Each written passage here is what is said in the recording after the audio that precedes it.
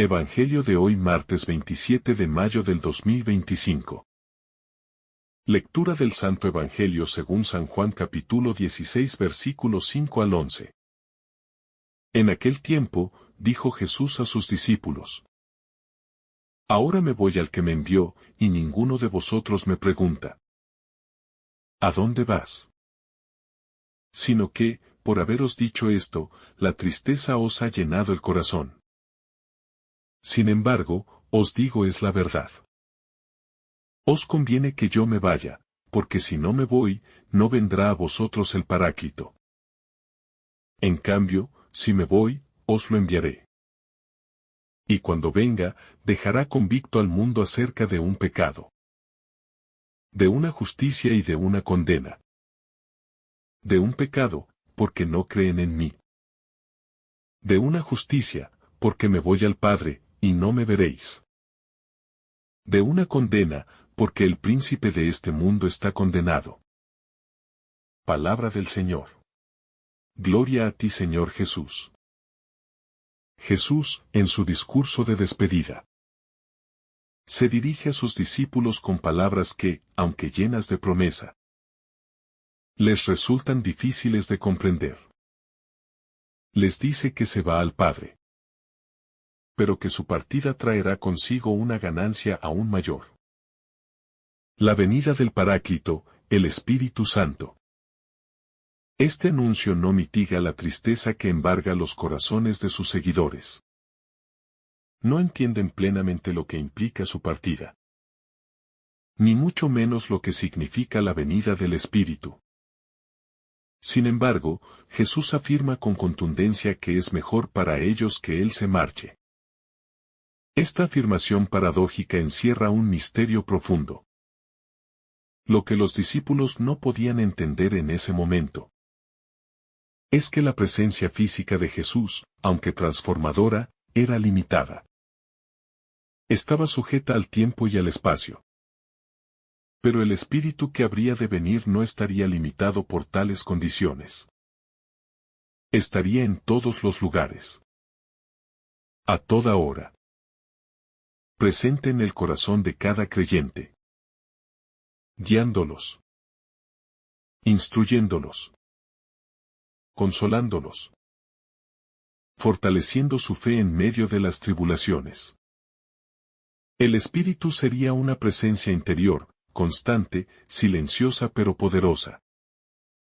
Jesús menciona tres obras concretas del Espíritu Santo: convencer al mundo de pecado, de justicia y de juicio. Estas tres acciones no se reducen a una simple confrontación moral. Son más bien una profunda obra de iluminación espiritual. El Espíritu revela el verdadero estado del corazón humano ante Dios. Desenmascara las falsas justicias y anuncia la victoria de Dios sobre el mal. No se trata solo de acusar, sino de redimir. No solo muestra la herida, también propone la cura. Convencer de pecado significa, ante todo, hacer ver al mundo que el rechazo de Jesús es el mayor de los pecados. El mundo no ha creído en el Hijo de Dios. Y esa incredulidad no es solo un error intelectual, sino una ceguera espiritual que se opone al amor y a la verdad. El Espíritu no viene a condenar, sino a abrir los ojos. Solo quien reconoce su pecado puede abrirse a la misericordia. El Espíritu Santo no humilla, pero sí conduce al alma al umbral del arrepentimiento. La segunda obra es convencer de justicia. Aquí se invierte el juicio humano. Mientras el mundo cree que hizo lo correcto al condenar a Jesús, el Espíritu revela que fue un acto de suprema injusticia. La verdadera justicia está en que el Hijo, obediente hasta la muerte, ha sido glorificado por el Padre. Ya no está en la tierra porque ha cumplido su misión. En este sentido, la justicia de Dios no es solo castigo, sino exaltación del bien y del amor que se entregó hasta el final. La tercera obra es convencer de juicio. Aquí Jesús afirma que el príncipe de este mundo ya ha sido juzgado. Con su muerte y resurrección, Cristo ha derrotado al mal, al pecado, al demonio. El juicio no es futuro, sino presente. El mal ya ha perdido su última palabra. Vivimos en un mundo donde aún se experimenta el dolor, la injusticia, la muerte, pero sabemos que estos no son definitivos. El Espíritu nos revela que el reino de Dios ha comenzado ya en medio de nosotros. Este pasaje es profundamente esperanzador, porque nos muestra que no estamos solos. La partida de Jesús no fue un abandono, sino una transición hacia una nueva presencia. Jesús sigue con nosotros, ahora por medio de su Espíritu. Este Espíritu actúa como conciencia viva del creyente, como maestro interior, como defensor frente a las acusaciones del enemigo. Él es quien guía al alma a la verdad plena, la que no se impone desde fuera, sino que brota del encuentro con Cristo. La acción del Espíritu no se limita a los creyentes individuales. También actúa en el mundo, en la historia, en los procesos humanos. A veces de manera misteriosa, invisible, pero real. Él es quien inquieta las conciencias, quien suscita movimientos de conversión, quien da fuerza a los mártires, quien hace brotar la semilla del Evangelio incluso en medio de la persecución. El Espíritu es el alma de la Iglesia y el soplo que la mantiene viva. Los discípulos de Jesús deben aprender a vivir en esta nueva realidad. Ya no podrán verlo ni tocarlo, pero experimentarán su presencia de una forma más íntima y profunda. La fe madura implica soltar las seguridades visibles para aferrarse a lo invisible. Implica aprender a escuchar la voz del Espíritu, que habla en el silencio, en la oración, en la escritura, en los signos de los tiempos. Es una escuela de discernimiento que dura toda la vida. Aceptar la partida de Jesús implica asumir la misión de vivir como Él vivió, animados por el mismo Espíritu. No se trata solo de una experiencia interior, sino de un compromiso con la verdad, la justicia y el amor. El Espíritu que convence al mundo de pecado, justicia y juicio. También es quien envía a los creyentes a ser testigos. Somos enviados a anunciar, no a nosotros mismos, sino a Cristo resucitado. Y nuestra vida debe ser coherente con ese anuncio. La comunidad cristiana del primer siglo vivió esta experiencia de forma intensa.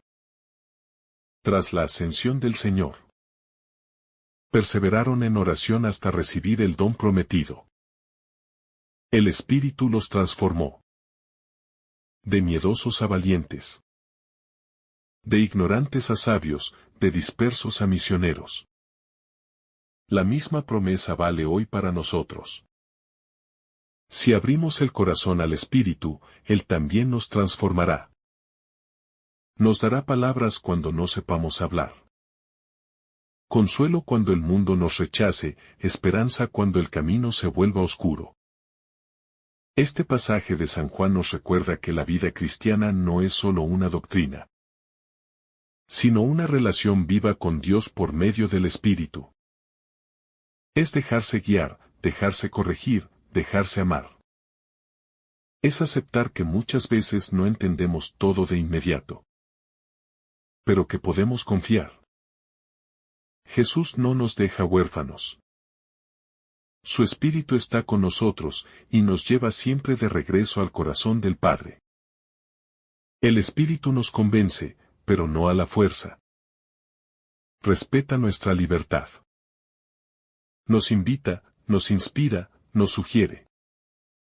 A veces su voz es suave como una brisa. Otras veces es fuerte como un fuego que quema por dentro. El creyente debe estar atento, dispuesto, vigilante. No se puede vivir en el Espíritu si el corazón está lleno de ruido, de orgullo, de superficialidad.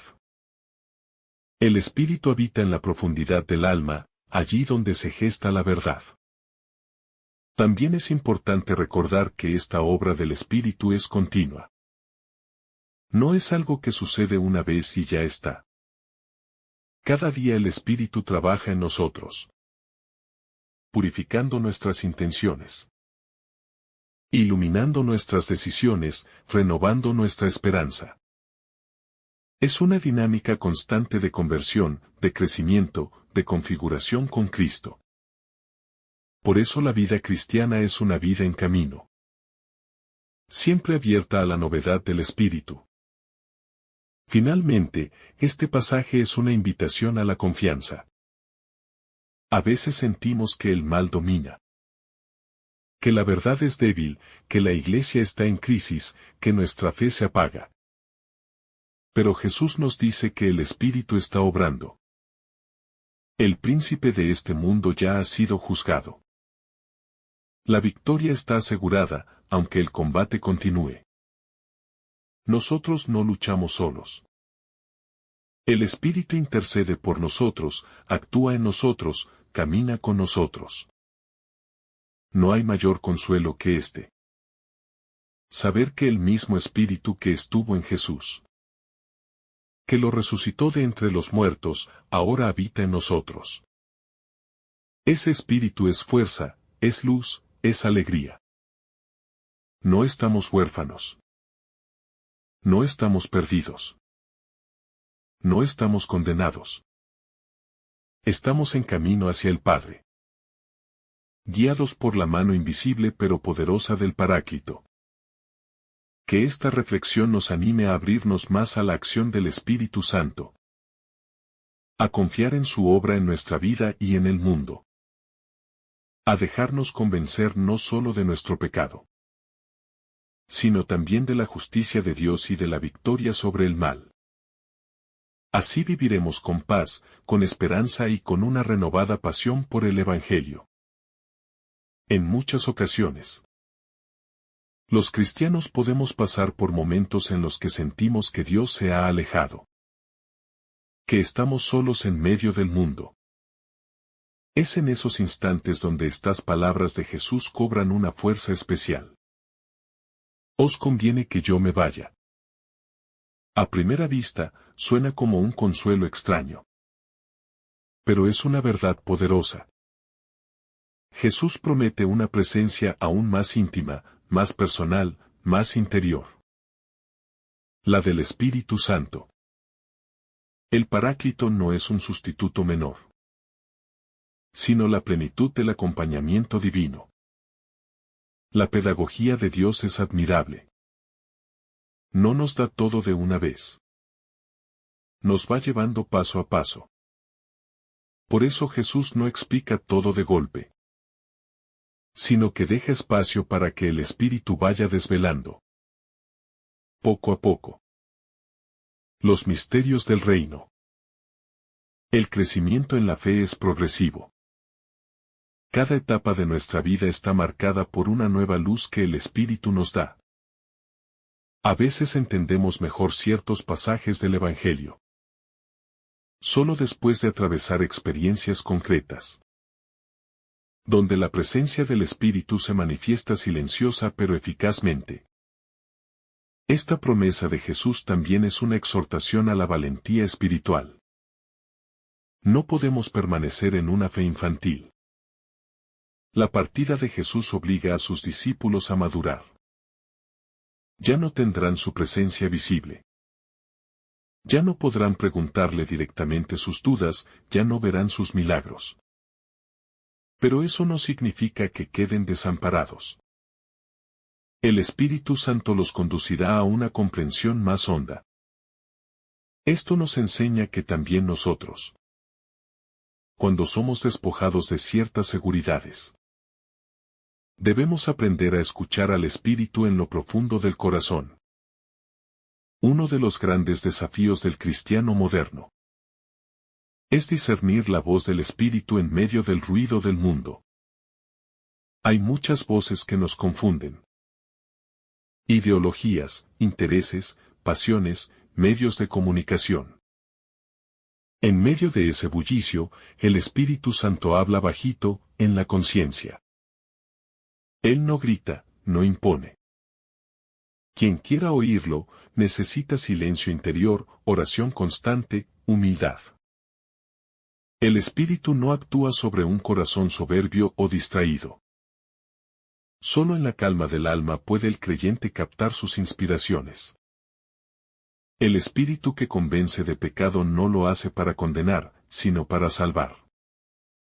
La acción del Paráclito es profundamente misericordiosa.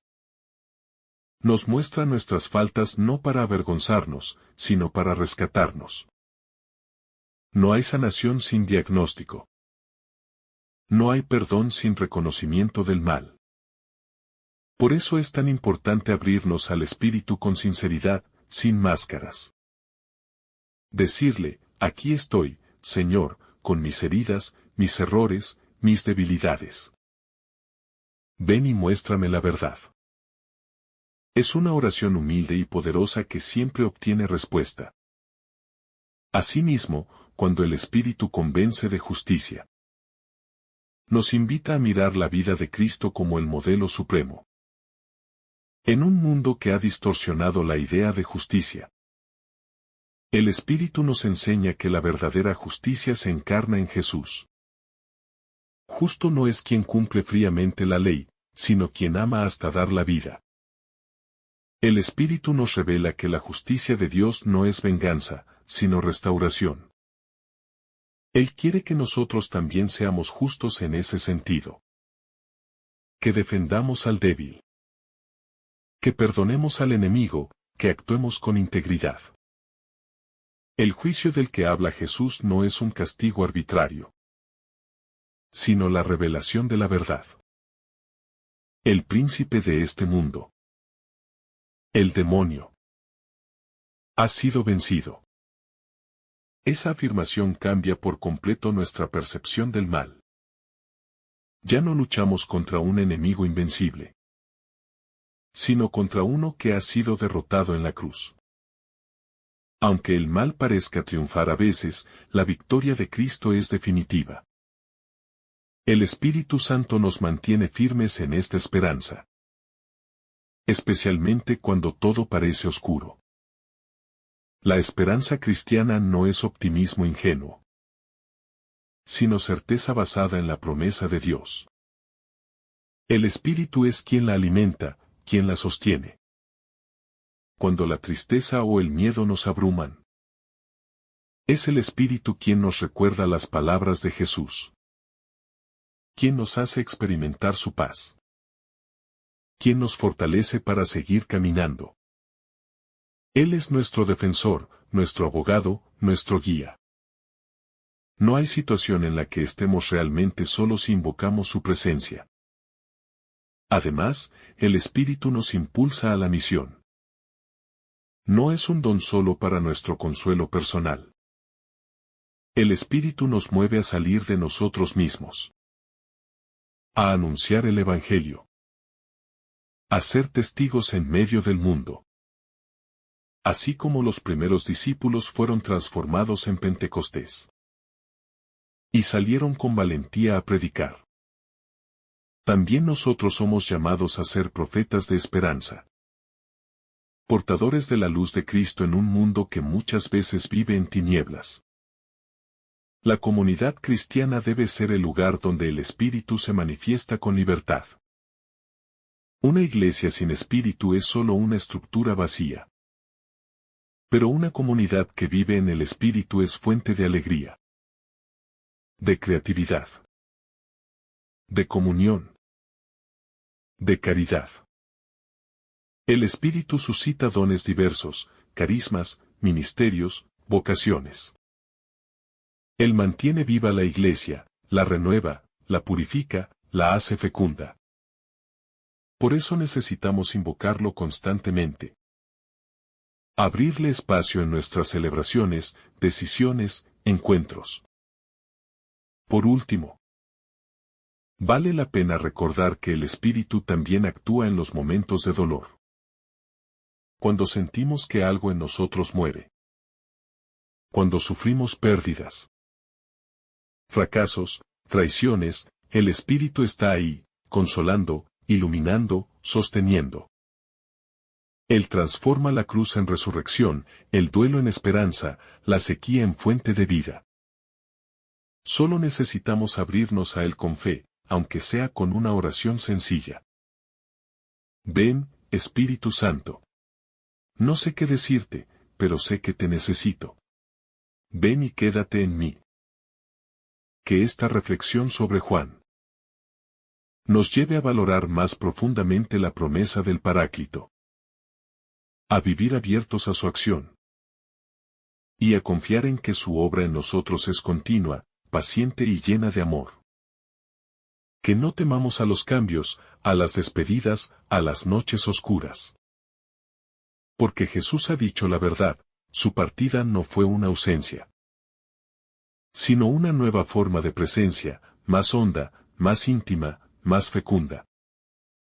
Si esta reflexión te ha gustado, recuerda dar like, dejarnos tu intención en los comentarios y activar la campana de notificaciones, para que todos los días recibas estos mensajes. Te saluda tu hermano Francis deseándote un día lleno de bendiciones.